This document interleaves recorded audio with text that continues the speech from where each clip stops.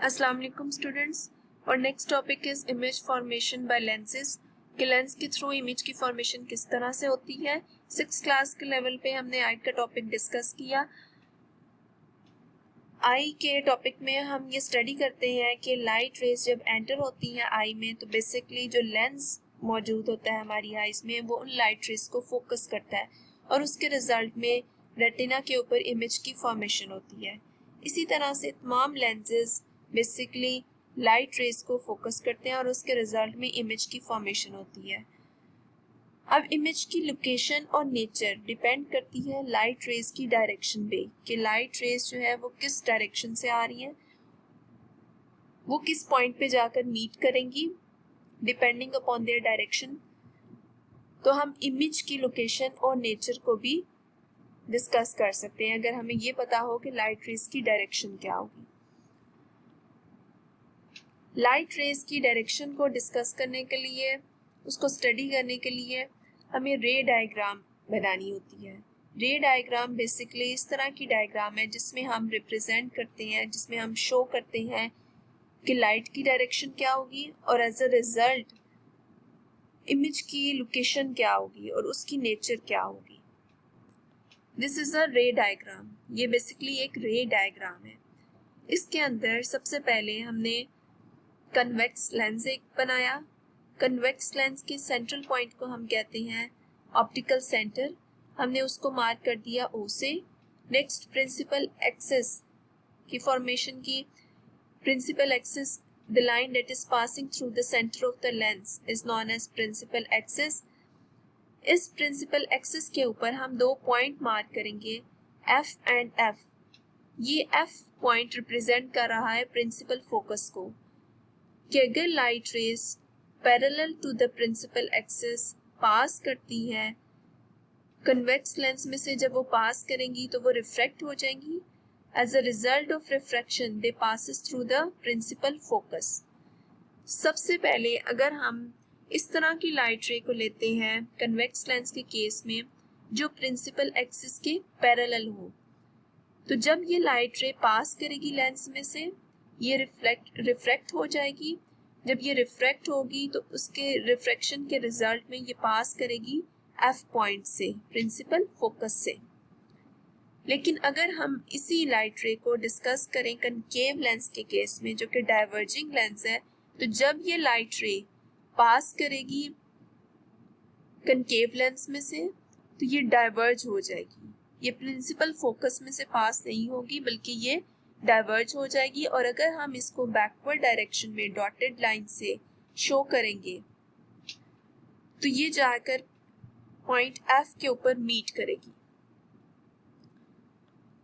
First one, a ray parallel to principal axis after refraction from convex lens passes through its principal focus। कि अगर ray parallel है principal axis के, refraction के बाद वो पास करेगी प्रिंसिपल फोकस में से। In case of concave lens, the refracted ray appears to come from the principal focus। लेकिन concave lens के केस में हम देखेंगे कि हमें ऐसे लगेगा जैसे वो लाइट रे बेसिकली प्रिंसिपल फोकस में से ही एमिट हो रही है, वो वहीं से आ रही है। नेक्स्ट, अगर लाइट रे को हम parallel to principal axis pass नहीं करवाते बल्कि लाइट रे पास होती है F पॉइंट में से, जब वो F पॉइंट में से पास करेगी after refraction through the lens it become parallel to the principal axis. जब वो लेंस में से पास करेगी रिफ्रैक्ट हो जाएगी, उसकी डायरेक्शन चेंज होगी। After refraction it becomes parallel to principal axis, वो प्रिंसिपल एक्सिस के पैरेलल हो जाएगी in case of convex lens. A ray incident on convex lens after passing through its principal focus becomes parallel to principal axis after refraction। यानी कि वो refraction के बाद parallel हो जाएगी अगर वो रिफ्रैक्शन से पहले प्रिंसिपल फोकस में से पास कर रही है, और ये कन्वेक्स लेंस के केस में है। But in case of concave lens, the ray pointing towards the principal focus appears to come from the principal focus after refraction।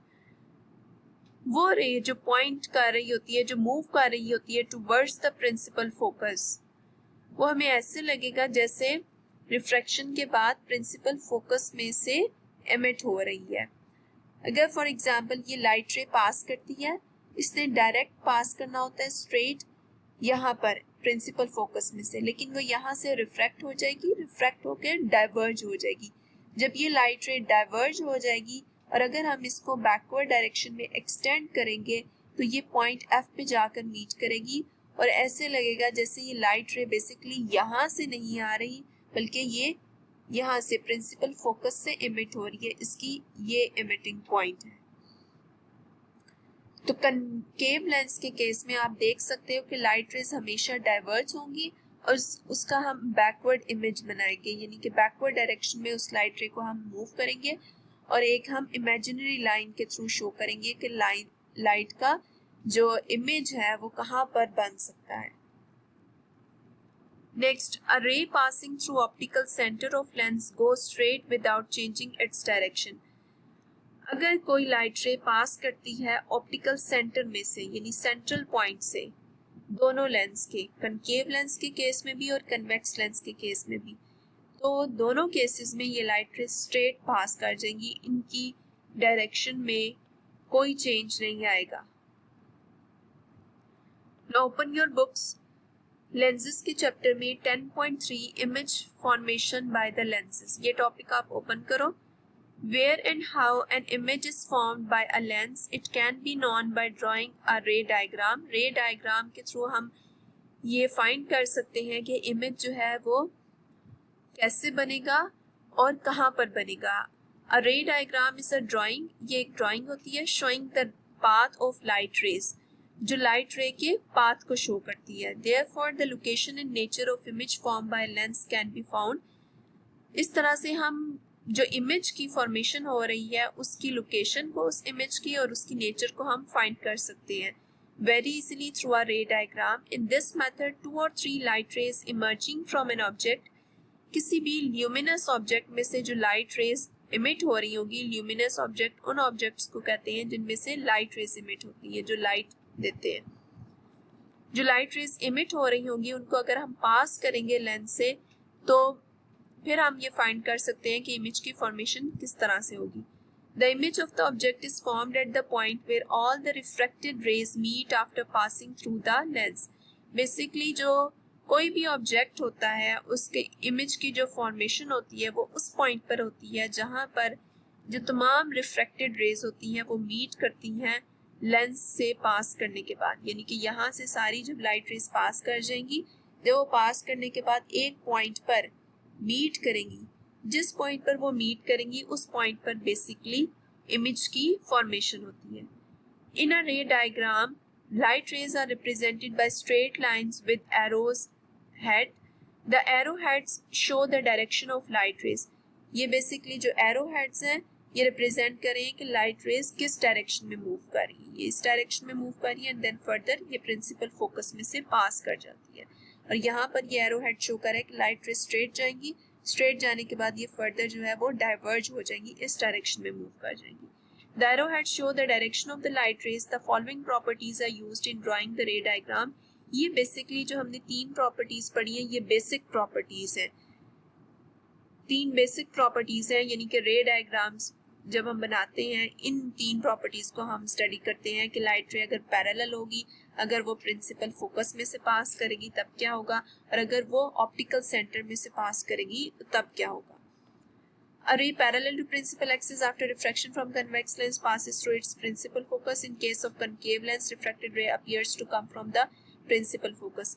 आपने इस पैराग्राफ को जो यहाँ तक लिखा हुआ है लाइट रेज तक, यहाँ तक आपने इसको सिर्फ रीड करना है अच्छी तरह से। आपको पता होना चाहिए रे डायग्राम हम किस लिए यूज करते हैं और बेसिकली इसके अंदर हम रे डायग्राम को यूज करते हुए इमेज को किस तरह से बना सकते हैं।